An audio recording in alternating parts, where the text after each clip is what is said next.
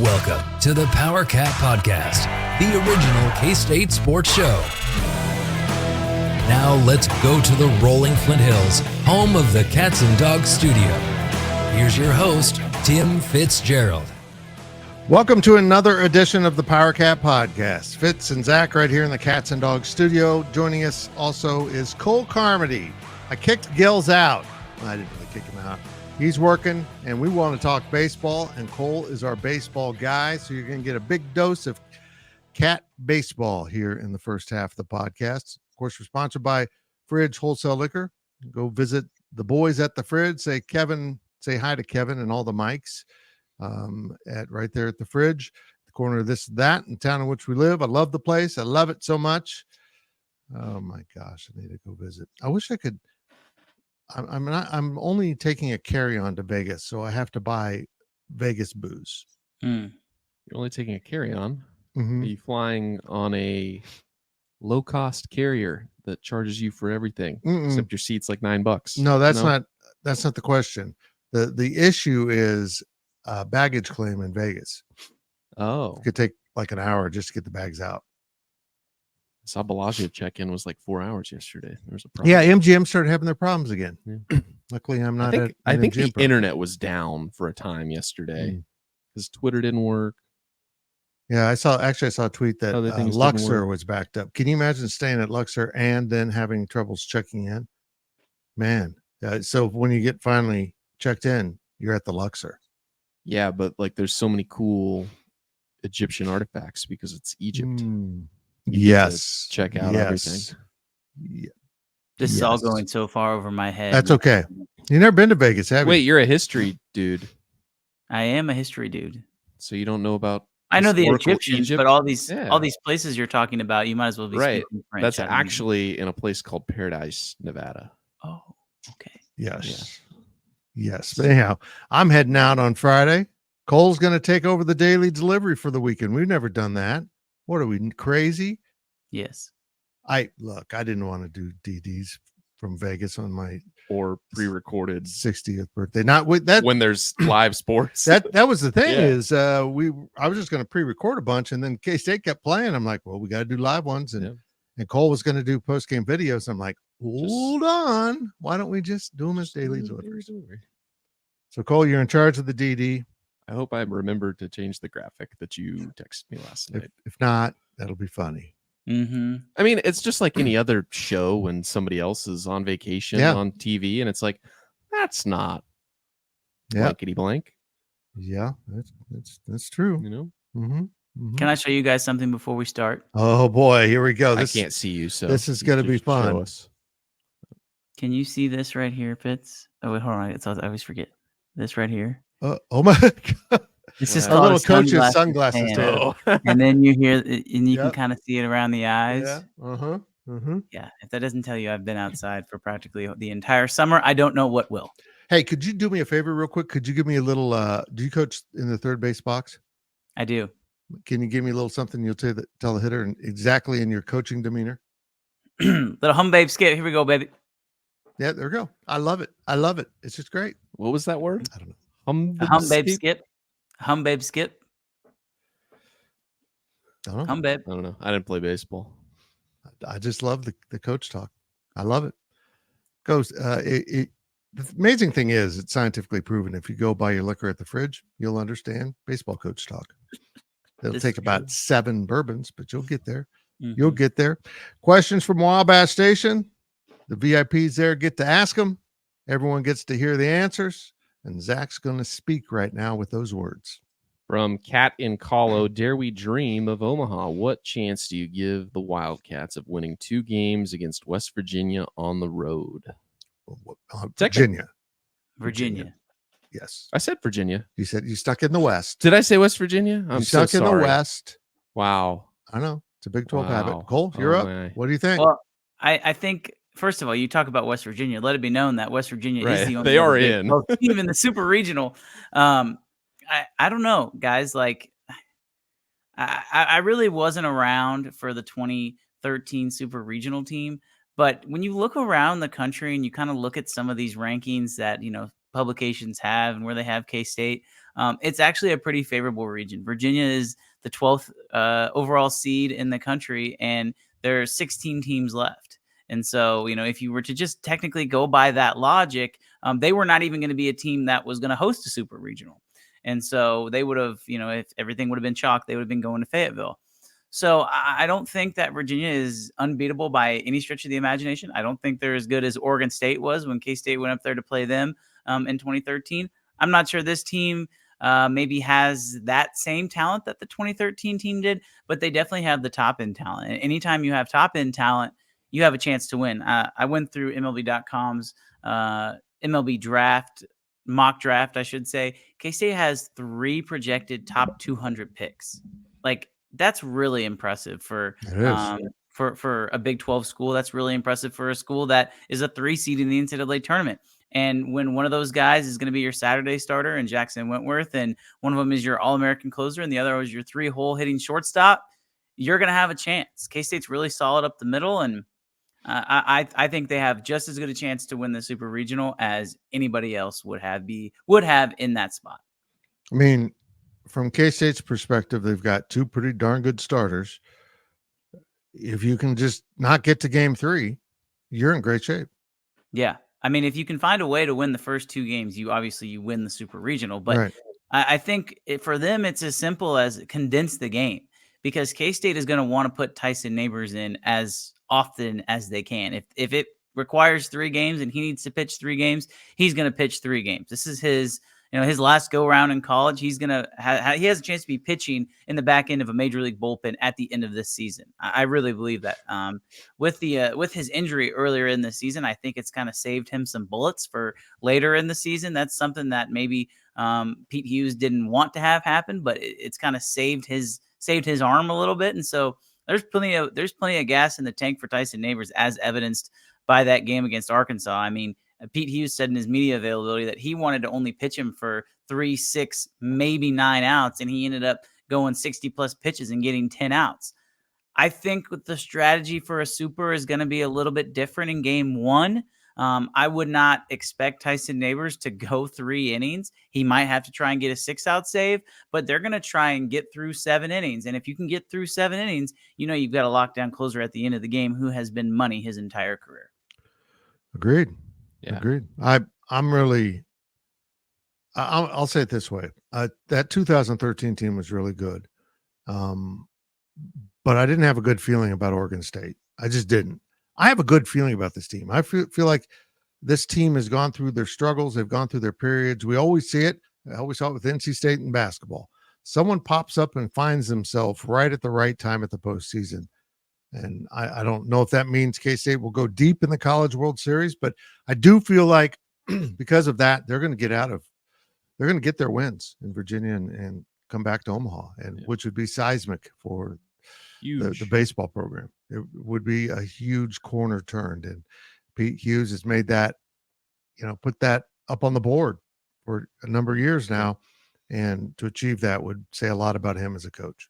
I think the slide that K-State had kind of over that last month or so, where, preseason, they had all these high expectations, the draft picks you talk about, just there's so much potential in this team, and they were good, had a great strong start. And then, Big 12 play hit, still started pretty good, but then they slid off a little bit and they slid down all the way to a 3 seed. I don't think K-State is a 3 seed by any stretch of the imagination on, talent, potential, everything there. So I think going into Fayetteville, I think they were a little bit of a sheep in wolf's clothing.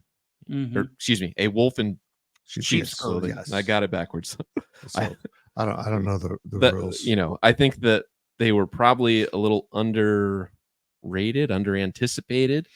I saw a random TikTok of some guy, talking about how, the SEC was just so bad. They lost to a bad K-State team. And it's like, well, if you really paid attention to K-State, I wouldn't call them a bad team. I think that they unfortunately for Arkansas, they drew K-State, and they're not as bad as what the seed says. So, this is a fun team to watch. It was fun watching them over the weekend in Fayetteville, and it'll be fun watching them play in Charlottesville. I think, like you said, the Oregon State series 11 years ago, can't believe it's been that long, but that was the last time I was, covering baseball, basically.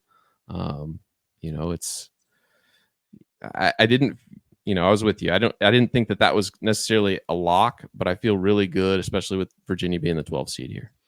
I would agree. I think that there's just, you know, I feel like the formula is finally working for K-State and Pete Hughes. Go ahead. Cool. I'll just say before we get on to the next question, guys, like I don't want this, even if they don't get out of the Charlottesville regional, like what that group is able to do to get to a super regional, it's so hard to do that, guys. Like, I mean, you have to go on the road and win in somebody else's building. Arkansas lost 3 games at home the entire season. Hagen Smith had not given up more than 3 runs his entire season in a start. He'd given up 3 home runs the entire year. He's going to be a top 10 MLB draft pick, who, by the way, if the Royals draft him, might be ecstatic. Okay. But that's neither here nor there. What they did to beat Arkansas is, I mean, the more I just sit back and kind of think about that, it's hard to compare it to other sports because of how dominant Arkansas. I had people tell me they didn't think that Arkansas would lose a single game until the College World Series. They had been that dominant, right? And you know, if you're Arkansas, you're probably feeling pretty good. Zach, you brought up a point. You know, you watch these other regionals. North Carolina, the Chapel Hill regional, LSU was a 2 seed in that region. They won the national championship the year before, right? Like, I mean, you're looking around, you're like, Louisiana Tech is the 2 seed, and Arkansas is probably saying, "Oh, we've got this, no problem." Yeah. And they lost to, I mean, it turns out they lost to the 3 and the 4 seeds. It's amazing to stop and think about how that regional turned out. The 3 and the 4 were the last 2 standing. Incredible. And I'm sure Arkansas was shocked they'd lost to Kansas State with their ace, and then they turn around and lose to SEMO. Man, that was a kick in the, let's just say it was kicking the pig balls. I mean, if you look at last year's College World Series and the national seeds, the 1 seed Wake Forest made it. Florida, the 2 seed, made it. Then you go down to LSU, the 5 seed. They win the national championship. Then you have the 7 seed Virginia and the 8 seed Stanford. Those were the only national seeds. 5 teams of the 8 were national seeds. So, wow. And they weren't even, you know, the top 2 went, but after that, there's a bit of a fall off. So, you know, anything can happen in baseball. You know, good teams, great teams win series 2-1 over the weekend most of the time. So, you know, getting 2 wins is, I don't want to call it easy, but it's not unimaginable. It's tangible. It really is. I mean, in fact, this K-State team has gone on the road, right, Cole, and taken some series multiple times. Yeah. So this is right up their alley. I do want to make a correction with my daily delivery I did about the College World Series needing K-State. I said there was 6 ACC and 4 SEC. My cancer brain put Kentucky in the ACC, so it's 5-5. Geez. I just can't trust me anymore. I just can't. And someone informs me that the College World Series doesn't need anyone. It's great on their own. And I'm like, well, I bet your bar owners and hotels would like K-State a lot. Yeah. That's kind of the point. It wasn't about the quality of the product on the field. It's about the economic impact that they've lost everyone else that's proven to travel to Omaha in numbers. I'm sure the Omaha, what are the Bureau of Tourism tour, they were heartbroken to see LSU get eliminated after last year. And that bar where they serve the, what is it, the shots? The Gator shots. Like the chalkboard on the, is that the, they tally it? They probably were big LSU fans. But K-State will probably challenge that. I don't know. If they get there, a lot of work to do. They'd be Iowa State fans if they had a baseball team that was small detail. Maybe. Next question is from Ohio Powercat. Which was more surprising, Batcats to the Super Regional or last year's basketball team making it to the Elite 8? I got to go with last year. We thought these Batcats were going to be pretty good. I guess it would be surprising in the context of how the season went through, Cole, right? I mean, they had some struggles. They had some injuries. It's so hard to compare. It's just wildly different sports. Yeah. Yeah, like I think K-State probably has more top-end talent this year in baseball, you know, and that's saying a lot considering that, you know, Keontae Johnson, Marquise Noel were All-Americans. That's saying a lot to think that K-State probably has more top-end talent. Maybe they don't have more top-end talent. They have more next-level talent. But man, like K-State doesn't have the depth that baseball team doesn't have the depth that the basketball team had. I mean, you don't have a Desi Sills, right? Who a sixth man who, or I guess he was inserted into the starting lineup who, are like, okay, well, you can kind of breathe after you get by, the top 5 hitters in K-State's batting order. And there's some other guys at the bottom of the lineup that can do some things. But I mean, if we're looking at it 1 through 5, if you're comparing 1 through 5, that sixth man being Desi Sills, I'm not sure K-State has maybe that extra added boost. But again, it's just so hard to look at sports and postseason outcomes. I think that, when you look at what K-State basketball had to do to make it to the Elite Eight, the teams they had to beat, this is not taking anything away from that team, because obviously the games are incredible. And anytime you can make Elite Eight in basketball, it's a great season. But the teams that they had to beat compared to the way that K-State won the regional, I would probably lean Elite Eight.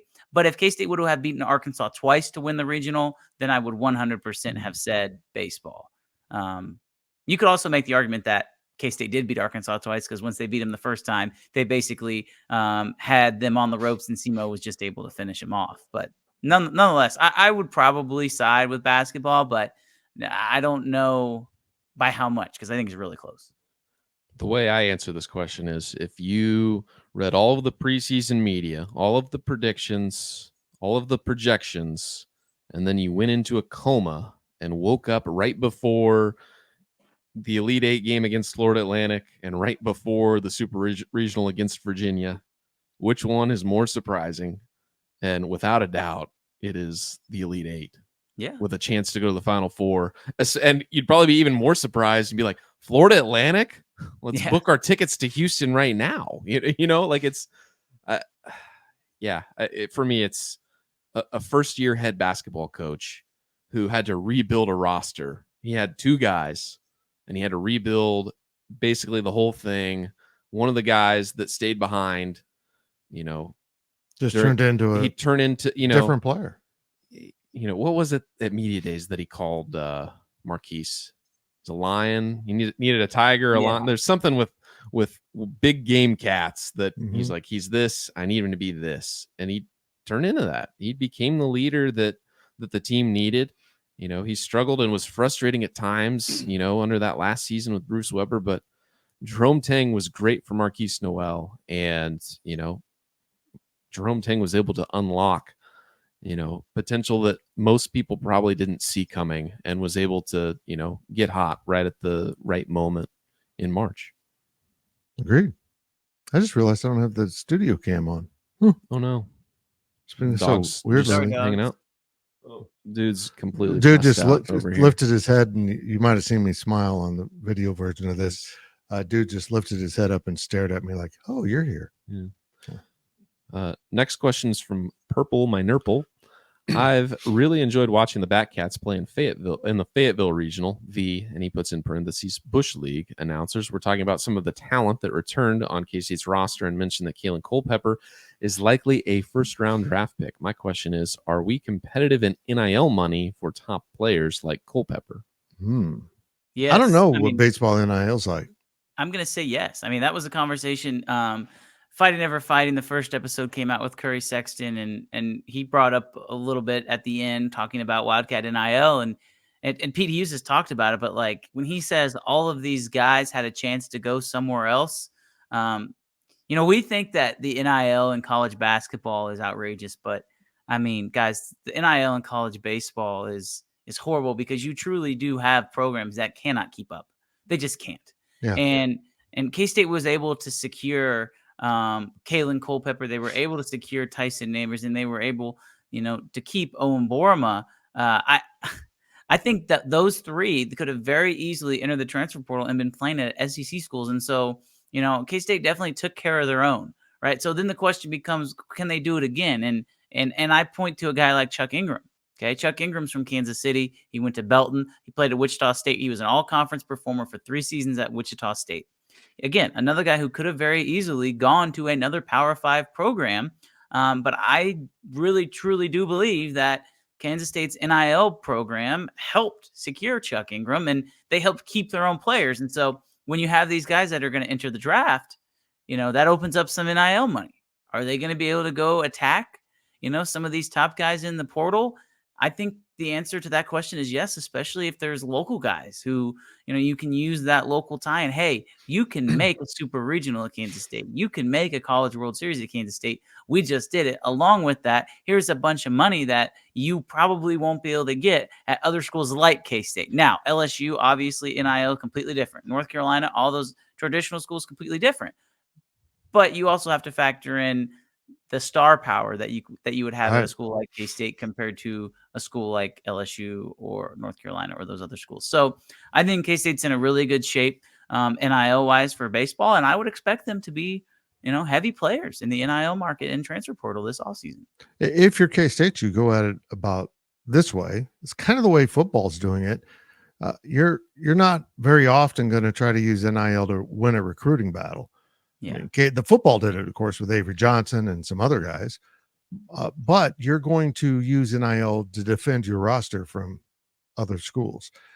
So you avoid the issue of, hey, this guy was a highly recruited person out of high school and then just doesn't really make the transition to college, and yet he's soaking up NIL money.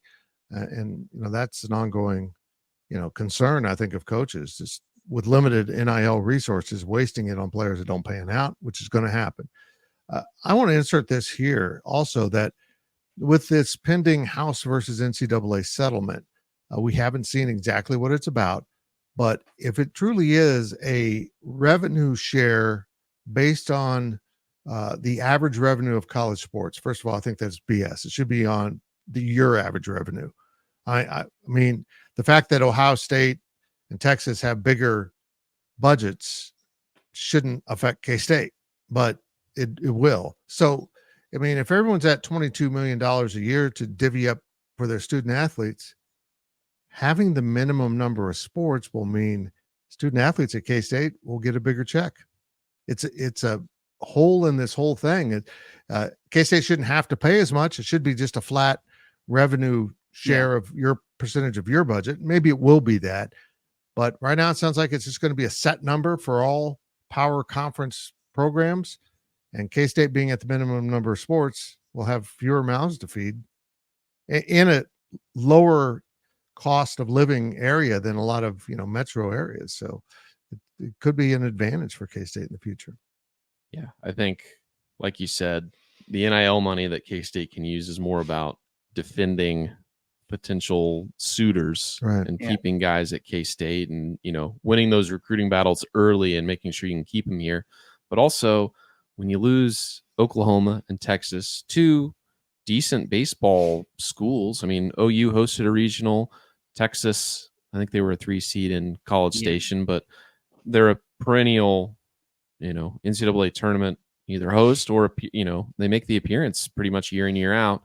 You lose two of those. I don't know, Arizona comes in, obviously they hosted a regional, but there's a real opportunity in the changing landscape of the Big 12 that, hey, there might be a slot for a good baseball team to emerge, kind of like, in football. It's similar to football. It's really similar to football because, the standard bearer title for the Big 12 in a lot of sports is suddenly available.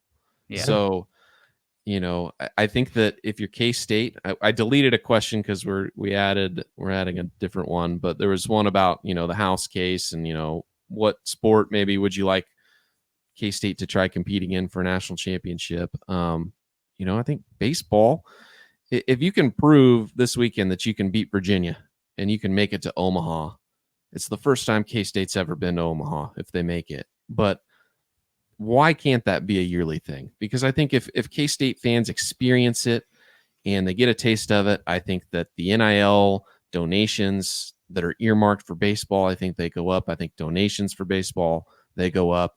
I mean, ticket interest is already probably at an all-time high. They are selling out games weekend after weekend. I see an opportunity here for Kansas State to pick a sport. Yeah. Like volleyball. Adding softball maybe, or baseball. Pick a sport and say, we're going to focus a little extra NIL money on here because we feel like we can be a national player. I think you to the softball question, I think you have to. You can't be the only school in your same with soccer. You can't be the only school in your conference that isn't sponsoring one of the top television sports from a watchability standpoint. I mean, there's no excuse for sitting on the sidelines in May when Oklahoma State, OU, whoever else in the Big 12 can put together a softball team and get to Oklahoma City. I agree. I mean, and it's close. It's an easy trip for fans too. I agree. I mean, it's, same thing with Omaha. They're basically equidistant for the most part between, with Manhattan in the middle. So, I think that in the coming age of college sports, is a little tangent here, but I think you need to pick the sports that are going to drive the most television eyes, because that's where the revenue is coming from. I think that, the days of the NCAA having a set minimum number of sports that you sponsor, I think that's going to come to an end at some point. I agree with that. I've spent way too many hours thinking about this. And I'm going to say something that will flat piss people off. I think K-State needs to evaluate where it's putting resources in women's sports. They're never going to be a player in golf nor tennis. Just won't, particularly tennis. I say add softball and add beach volleyball. I think you should add beach volleyball automatically. There's no extra overhead, essentially. That's exactly right. It's just like track. You Indoor pick up track. another sport. They just got to transfer. I just totally spaced what school she's from. She's a Kansas person. Is it LSU maybe? Yes. Yes. Who was on both their indoor and beach teams. You essentially added another volleyball coach that is the head of beach, but also helps with indoor. Scholarships overlap. You actually have more scholarships, just like track. And so you might be a beach player, but you're considered a walk-on and indoor. Look, I don't know where they'd play it. The weather might be an issue, but I think it's a real lean, efficient way to go about it. And also you add what I think is, I think women's softball, college softball is the fastest growing sport in the college scene. I think it will be the dominant women's sport. It probably is close to it already. It'll surpass basketball on the women's side because it's in the shadow of no one. Yeah, it's the same time as baseball. I get that. But they're wildly different sports, even though they're played in similar venues. And I think they have carved out a brilliant space with the success of the Oklahoma schools to start with in Texas. And I think it's something at K-State we need to be sponsoring. My final point, if I could add another sport, it would be gymnastics, especially in the age of NIL and the way that, Olympians, how they go to, like they went to Japan. I think that was about the first year, but, those girls, they're going to college now and competing because they can make money. In the past, if you want to be a professional gymnast, you weren't going to college. So the college gymnastics scene has jumped tremendously. And if there was a time to add a program like that, that's, gymnastics is probably the most marketable Olympic sport. Every 4 years, if you're tuning in, you're probably watching gymnastics, women's gymnastics, especially just Simone Biles, all of the people over the last 12 years or so that have been a part of that program have, bumped that up. But now that they can make money and go to college, like Suni Lee, whoever else, they're going to college. I think that there's an opportunity, if you really wanted to invest the resources into it, to create a gymnastics program. You lose OU from the Big 12, but you're adding Utah, who's also a perennial power in gymnastics. So, I think there's an opportunity to compete there as well if you want to do it. Here's a little trivia about me. I played pretty competitive volleyball in college. Unfortunately, there was no men's volleyball in this area. And I've also got a lot of experience in tumbling. Not on purpose. Does that Down the stairs. Does that take place in an arena or on a arena curb near down the stairs of the old office? No, actually the best tumble work I've done was leaving Dirty Dogs one night after seeing my buddy Hawk. I took a nice tumble. It was graceful. Shout out to the soldiers who picked me up and put me in my Uber. Proud moment. Thank you for your service. Were they drinking soldiers or were they uniformed working? They were police? Nope, they were drinking soldiers. Oh, so they weren't like, I thought I was trying to make a double joke. Oh, well, I'm just making I guess I'm making an assumption that from their haircuts, they were soldiers. Maybe they're just guys that like them high and tight. I don't know. Let's skip that last question because it was from Purple to Nurple. But I'll just say this. The question was dealing with, is this the best time for coaches in the history of K-State? And I don't think there's any doubt. Probably. You know, you start talking about the two basketball programs, football, Jason Mansfield, and volleyball now, who I think is the real deal, is going to get that going. Pete Hughes is doing something in baseball that might be unheard of at Kansas State. There's more. So, yes, the answer is yes, absolutely. And the answer is also, we're going to go to break because we need to stop talking. I promised Cole we wouldn't be more than an hour. We're at 31 minutes right now. Be brief in the second half. Yep. We'll be back. We'll be right back after these messages from our sponsors. Please visit The Fridge Wholesale Liquor, located at the corner of Claflin and Westport Road in Manhattan, Kansas. Welcome back to the show. Let's return to the Cats and Dogs studio. Well, I was slow on that one. We're back. I just want to hype us here a little bit. If you're watching or listening to this, obviously this podcast has been released on Thursday. Cole, you'll have Fighting Ever Fighting on Friday. Who was your guest? Blair DeBoard, former Kansas State catcher and current associate AD in charge of strategic and something at Mizzou. So we had some good conversations about those. Are you telling me that the AD and an associate AD are both K-Staters at Missouri? I am telling you that. I am. And they were previously working together at their previous institution, I believe. They were. Oh, yep. We're going to stick with the baseball theme on Fighting Ever Fighting. I'll take it back to football on Life of Fitz on Monday. Recorded it yesterday. An incredible conversation with offensive coordinator Connor Riley. So we get into some football, get into some life, and have some laughs. He was terrific. I never planned on having my first two episodes right here in the studio because the idea is to go contact people that are far away from you sometimes. But whatever's easiest for Fitz. That's pretty much the rule around Go Powercat. If it's good for Fitz, it's good for us. That's the boss privileges. Here we go. What are your questions from Wabash Station? Zach, take it away.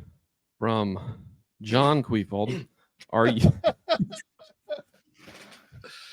I like how you had this every time. I can't believe that's allowed. Are you hearing anything about bowl tie-in restructuring given the conference realignments and Pac-12 dissolution for this upcoming season? Okay, this is excuse me, my voice is killing me. This is a weird one. Shout out to our buddy Scott McFarland, for clarifying it. I brought this up on a DD, and I totally had missed this. The Pac-12 schools are keeping their bowl tie-ins. So those bowl tie-ins can choose from the Pac-12 schools that are now in the Big 12 or the Big 10. Thought that was weird. A little bit, yeah. So they're not tied into the conference, they're tied into the school. Yeah, to the schools. But they also have the ability to go to the current conference. Yeah. So does that mean that I guess I would imagine there's some flexibility for those bowls to also pick from the Big 12, Big 10 if one of their teams isn't available. Right. So does that mean the Alamo Bowl is the way I think about it is the Alamo Bowl, because they talked about wanting to. I saw the story about them wanting to take Texas and Oklahoma if they were in, and that was denied by the SEC. But so they can take, the 16 Big 12 schools now, or they can take probably Washington State, Oregon State, or the Big 10 schools, the Pac-12 schools that went to the Big 10. So it's confusing. I don't know. And you don't want to create a game where, Utah's playing Colorado or K-State or whatever in the Alamo Bowl. The Alamo Bowl is probably the most affected bowl here because the Pac-12 is one of their tie-ins, and 4 teams are now Big 12 teams. It's weird. It's weird. I mean, I think you're right. I think that's the perfect parking space for if USC, Oregon, and Washington all are bowl eligible. It's probably a good place for the third team if again, we got the layer of the playoff. But also now. the Big Ten probably is going to try taking them too. Like everybody's going to be competing for these top teams. I think bowl season is going to be really interesting this year because it's going to be watered down. It'll be watered down a little bit, but I think that this will probably set everything in motion to where bowl tie-ins are probably a thing of the past. I hope so. I think that, I don't want to, I love bowl season. I absolutely love the history, the tradition. I don't care that CarQuest Bowl was a dandy. I don't care that Pop-Tarts or whoever else can buy a sponsorship and make a cool bowl game. I love that. I love that it's just sometimes silly, but the Blockbuster Bowl. There's so many great cities and markets where Big 12, we've talked about it. Big 12, we want to get back to San Diego, maybe go to Nashville or go somewhere else where they play these, great bowl games that just the Big 12's never been a tie-in to, play more games in Florida, wherever else. Hopefully,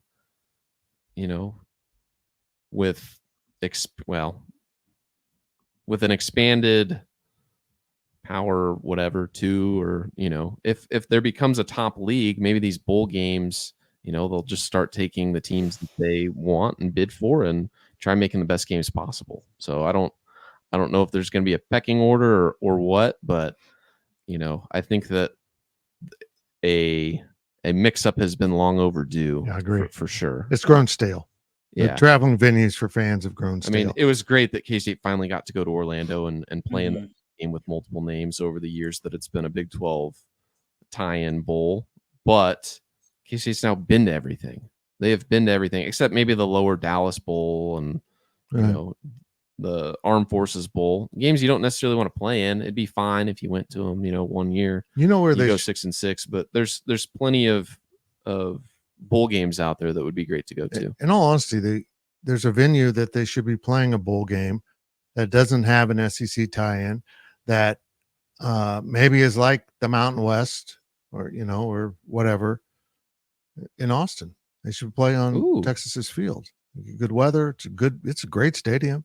The press box isn't so great, which is odd, but no, I think it'd be a good place to have a game. It's pretty big though for a non-power bowl game. What we're missing from this podcast? You should play a non-power bowl game in the soccer stadium in Austin. That's a great idea. I think there's probably an opportunity to play more bowl games in soccer stadiums. Yeah, I mean, if ESPN's going to stage these games, and that's all they are really, a staging of games. And they're in December. It's not during soccer season where you're not messing up the pitch. You got some good sponsorship choices there in Austin. Plenty. Mm-hmm. The Yeti Cooler Bowl. Yeah, I was just going to say the one thing that we're missing from this podcast is an I agree. No, I know. Yeah. I know. I agree. Thank you for adding that. Is there a question about Kansas City at all in here about the stadium? You want one? No, but I'll say I'll say the topic of tomorrow's DD will probably be about the possibility of a bowl being in an enclosed stadium in Kansas City. In Kansas, would it be super? Well, that, but I'm going to focus on college. Maybe the barbecue bowl. I was just about to say barbecue bowl. And in all honesty, you just get you get a contingent of barbecue places in Kansas City to sponsor it together, and their logos are there. And so you're saying it should literally be the Joe Arthur Gate Stack Bowl? Yes, exactly like the t-shirt. Yeah, and honestly, if anybody was going to be able to do it, if Jimmy Kimmel can have a bowl, Jason Sudeikis can have a Ted Lasso bowl. That would be. I'm in. That would be great. The Joe Arthur Gate Stack barbecue bowl. I got to take tremendous. Some notes because Zach. By the time this is over, I'll have no idea. I'll ask you, what should I do a DD on? Yeah, probably should write that down right now. We'll move on now, though. From Adam K63, what are your thoughts on the Big 12 adding Hollywood floor seats starting next year for basketball? Can I go first? Yeah. Do you? Okay. Your face. I don't know what you don't know. What we're talking. Okay, so Hollywood. They've announced that they are going to allow Hollywood seats, which are the scores table in the NBA, and then you have courtside seats, like and then you have No. It's so like where Jerome Tang sits during games and stands. Mm-hmm. Fans. Okay. Yeah. It's like the NBA, how there's fans And there's going to between be the scores fans, table and then and the the bench will be bench. scooted down closer I to don't- like the tunnel, right, or whatever. I don't know how K-State's going to do it because the way they set up their scores table is not like an NBA scores table. Right. No, I hate this. Can I be honest? I absolutely hate I this do too. because you're going to have so many fake Jim Carreys that, harass the opposing coach. And even think about, I don't necessarily think K-State fans would do this, but there might be, as Coach Tang likes to say, a school down the road, and maybe there's even a former media personality who likes to taunt players. I don't know if you guys remember what I'm talking about, I think we all but do. like, I think that, collegiate athletics are fun because of the students who make the environment amazing. I don't necessarily think that, from an actual like viewing standpoint, like what I understand it's a way to increase revenue, Zach, and I know that's going to be what you're going to say. It helps bring the university money, but like I think that we sometimes lose sight that like, hey, why do people like college basketball? Because it's not like the NBA. And when you see Spike Lee sitting on the court at MSG, there's a reason why the camera is pointed to him every single time. Like, you're not going to see Bill Snyder sitting in between Jerome Tang and TJ Otzelberger. Like, that's just not going to happen. So I don't know. I just like the kids being the ones who are showcased when they pan the crowd, not whoever is sitting courtside in between the coaches at a game. Now, reading John Rothstein's tweet here, it says that the Big 12 has voted to introduce Hollywood floor seats for the home team during the 2024-25 college basketball season. Does that mean that the home team gets to, operate if they want, or does that mean just on the home bench side?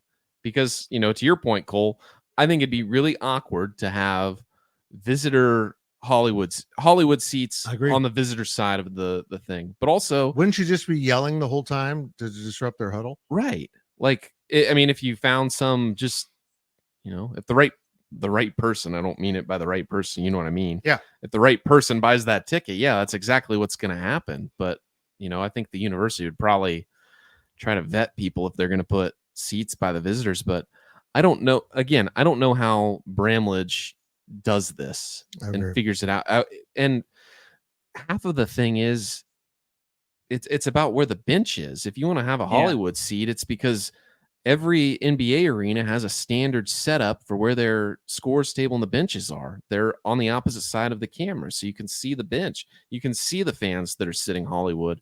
Who would buy a Hollywood seat if you're not going to be on TV? Maybe you want to be next to the bench or something. But I think that at least from the K-State aspect, the aura of having a cool seat like that, it's lessened just because of the orientation of how they set up Bramlage.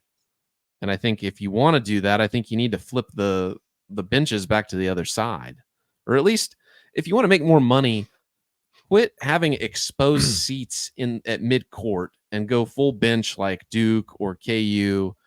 I think LSU is the only other school that has weird exposed mid-court bench seats the way K-State does. I've always found it weird. Put some ad space, just make it consistent all the way across the court, and it makes it look a little better on TV. To answer what I think they should do, they should move the radio crews into that spot, thus shortening the scores table. I guess, yeah. And I don't know if they want to give those up, but essentially the Hollywood seats will replace the half court seats, the mid court seats on the opposite side. Yeah. So I don't know. I'm not a fan of it. Look, as long as they continue to give us seats and not Hollywood. Who would be the biggest celebrity to come to a K-State KU game in Manhattan and sit? Nick Lachey. Nick Lachey, where are they? The Bob Huggins days of him, the courtside seats, the rumors that he bought tickets. I don't know. Oh, I forgot about that. It's a very, very throwback reference. Yeah, it's got to be Stone Street, doesn't it? I mean, he'd be the most nationally recognizable person. No, you could get Mahomes and Kelsey. That's kind of what I was thinking. Yeah. Oh, yeah.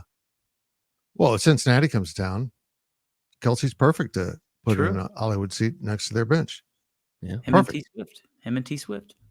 She's not big enough. She's not big enough star for K-State. True. I couldn't imagine the security and the logistics of trying to lock it down enough to where it's appropriate for Taylor Swift to be in attendance. I would agree. The security you would need is not adequate. Bramlage is not an adequate facility for Taylor Swift to come into. Respectfully. Yeah, I would agree with that. She'd be safe around this media member because I could give two shits about her. Wow. But here's the thing, though. Here's what's weird is I've been doing this so long. I've been around athletes. I've been around coaches. I don't fanboy any even Patrick Mahomes. It doesn't faze me. I'm used to interviewing people. But some musicians I would, because that's so far out of my skill set. I don't even understand how a guy that plays the guitar remembers all the chords for every song and sings the lyrics. I have no concept of that. But Taylor Swift would not be one I would fanboy over. Wildly talented, great entertainer, but not my cup of tea. Pink though? Not so much Pink anymore. Oh, yeah. She you've told me grown. I can't be a fan because I didn't think something should be mandated. So she told me I can't be a fan anymore. So I said, okay, deal. Wow. Didn't know about that. Yeah, deal. No, my musical tastes have evolved into, I would fanboy Ryan Bingham, who most of you don't even know who it is. He's on Yellowstone, but he's a singer and he's amazing. I would fanboy Whiskey Myers. I'd really fanboy Whiskey Myers. Again, Kane Brown? not King Brown. Although King Brown would be a good celebrity pick for Manhattan because, again, for unknown reasons, K-State's his second school. We don't know why. Nobody knows why. You want to know what my theory is? That was probably his school when he played NCAA football, and that was the one he built up into some dynasty power, and maybe that's it. You know what? That makes a lot of sense. Now that it's coming back, we're hearing stories about, Lincoln Cure mentioned Oregon because of that. And yeah, I just assumed he was from a military family and might have spent time as a child here. But nobody can figure out why. Maybe people have reached out and his representatives are like, we don't know. Well, could you ask? No, I'm not going to do that. So we need Nick Walsh to link up to help write a song with him. Nick's written with some really famous people, and just ask him. Not as famous as the greatest country artist of all time, Kane Brown. Next question. Okay. From Adam K63 again. What sponsor do you believe could be the first patch on a football or basketball uniform? Because that is rumored to potentially be coming. This isn't disadvantage for K-State. It really is. Yeah. I think the arena is going to be Shamrock, if I had to guess. Soon. Maybe next season will be Shamrock Coliseum. I don't know. Is there a construction company somewhere in the world that only builds octagons? That'd be perfect. The UFC. I don't know. I actually have no idea who would fit on K-State's uniforms. If a Quick Trip was here, we could just say Quick Trip, but don't start me on it's that. not.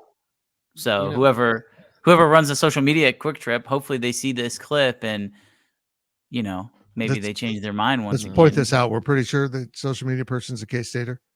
I didn't know Quick Trip was out of Oklahoma. I thought it was out of Kansas City. It's out of Tulsa, I believe. Yeah, because that's there's a long-standing gentleman's agreement between the 7-Eleven operator in Oklahoma City and Quick Trip in Tulsa to not compete in each other's markets. Oh, that's That's interesting. why you don't see 7-Elevens in Tulsa and why you don't see Quick Trips in Oklahoma City. See, you're stuck with On Q, you losers. Well, wait till Buc-ee's rolls around. We need a giant Buc-ee's at exit 303 or 313. Be great. They have But to get also, water. There's no water at 313. I do appreciate that Quick Trip on the other side of the highway on 35 near Fort Worth, near that Buc-ee's, because sometimes you just want a taquito and not park 100 miles away from the restaurant or from the station. I mean, we've got now some, beef companies here that are pretty prominent. One sponsors some of us. There's Next Gen down the road from, I don't know. I think for Interesting. for a jersey patch, I think you have to find a national I type would brand. You know, as great as the local businesses are and what you'd want to support, there needs to be at least some national focus, because the people that can see that patch are watching on TV and not in the stands. Well, if we're really you're not talking gonna about see putting it. patches on, it just needs to be a big red one. If you really want to embrace a patch on a jersey, it just needs to be a big red one, and you should just be synonymous with Fort Riley. You would get a lot of fans from that. Get a have some certain controversial family out of Wichita to sponsor that. Not the Pepsi family. No, they're already on the backdrop of press conferences. Yeah.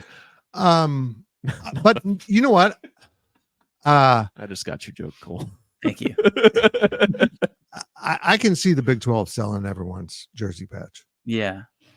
Literally go with Dr. Pepper, or, you know, someone that they've had tie-ins. But Brett Yormark will take the conference in different directions. I can see the whole conference selling their patch. That's together. not bad, but I could see the Big 12 taking it to the next step, and everybody has an individual partner.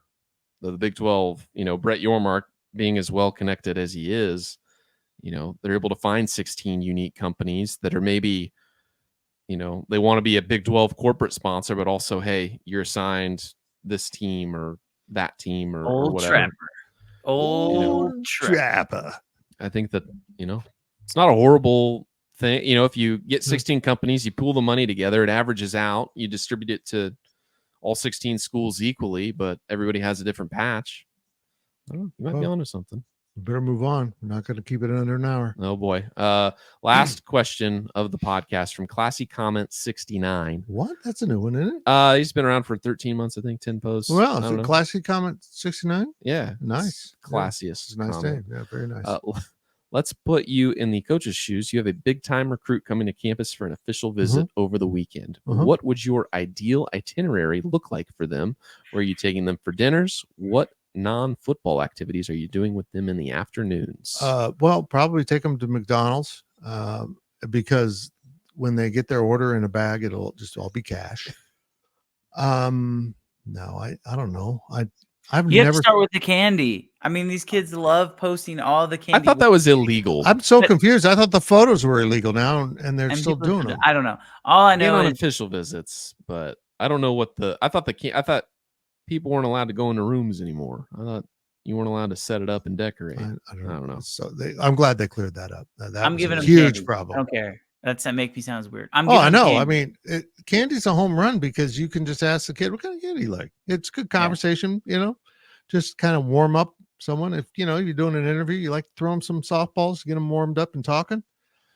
Candy's a good topic. It's all dependent upon what their personality is, though, because I mean, like, you know, you could take them fishing, but not everybody likes to go fishing. So maybe instead of taking them fishing, you can take them out on a tube out on Tuttle Creek if it's over the summer. You can take them out boating. You could take them, and I don't know if K-State does this enough, but like if they're an outdoorsy person, why don't you just take them and show them like all the beautiful outdoorsy things you can do with Kanza, right? Like there are things that you can do if you like being in that kind of environment. Now, if you're not someone who likes that kind of environment, well, guess what you should do? You should line it up to where you can take them to a basketball game. You can take them to a baseball game. You can take them to a volleyball game, which is what they do. I think this is summer. We're talking about next weekend. We're just talking about next weekend. This is summer. Okay, well, then everybody likes to be outside during the summer, so I would take them to the lake and take them boating, and that's what they do a lot. I think that's a home run, but I don't think they do it enough. So take them to the lake. Is that actually a thing that they do with recruits? I have no idea. They took. I really don't.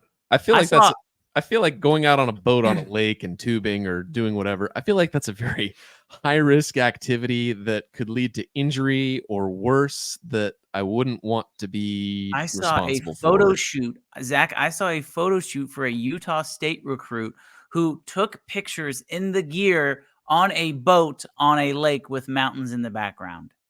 And it was that's a little different. That's a little different. They weren't getting in the water. They were 100% anticipating being dry. You're telling me? And that was I think K-State should do that with mountains in the background.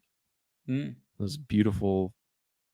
Who would you rather have took for you? Van Malone, Brian Anderson, Chris Kleiman, or Connor Riley? Probably Brian Anderson. Doesn't Van and BA always have conversations about who's Yeah, the better? Van wanders smoker? too much He into does seafood, right? jambalaya and stuff. Yeah. That's not my thing. BA is, let's throw some ribs on. That Grill master. Yeah. So he's the one cooking. I You're don't not trust taking him anywhere. I don't trust Kleiman with a grill. When's he ever grilling? The guy works 20 hours a day. And Connor Riley, probably, he's Irish, but he might throw in some haggis or something awful. I don't trust you. I don't trust you, Riley. You're not taking him out to eat. You're cooking for him, right? I think that's 100% what Yeah. I mean. Now, well, honestly, I'd take them to, I don't want to mention them because they're not a sponsor of this one, but we have a guy that works there because it has such a cool vibe, and you're going to be surrounded by typical people in Manhattan, Kansas. Mm-hmm. And I think that's important. You can see what kind of culture it is. So I don't know. Yeah, I'm with you. You got to go to the culture spots, I think burger restaurant, taco restaurant, sandwich restaurant that serve pineapple and light beer But too bad they combinations. can't have that, Zach. Don't even bring that up. That's not even something they can partake No, I'm in. just saying. Well, look, I mean, if you want my real answer to this question, I don't care if it is a sophomore in high school. We're going to the Fridge Wholesale Liquor. They're really nice people. They meet all the mics. I can wait in the car. Well, we'll give them a little mustache so they look 21-ish. The We'll corner give of them this it's like- and that. Then ID that says McLovin. It's like the SNL sketch with Shia LaBeouf where they're getting off work from the factory and they I just had know a exactly what you're talking a long, hard day at the factory. Yeah, I don't know what that is. I've failed on cultural stuff a couple times in this Classic. podcast. Cool. Cat's gonna win. I'm going to call my shot and say yes. 2 out of 3. I think they win the first one, lose the second one, and win the third one. I'd take it. Cole's got the DDs all weekend talking about baseball, maybe some other topics. I don't know. Cole's in charge of that. I don't care. Again, we're going to have this podcast. We're going to have Fighting Ever Fighting. And on Monday, another Life of Fitz will drop episode 2 of season 5. And it is Connor Riley. And we will talk to you again next week. This has been a GoPowerCat.com and Spirit Street production. Please support this show by subscribing to this YouTube channel or follow us on your favorite podcast platform.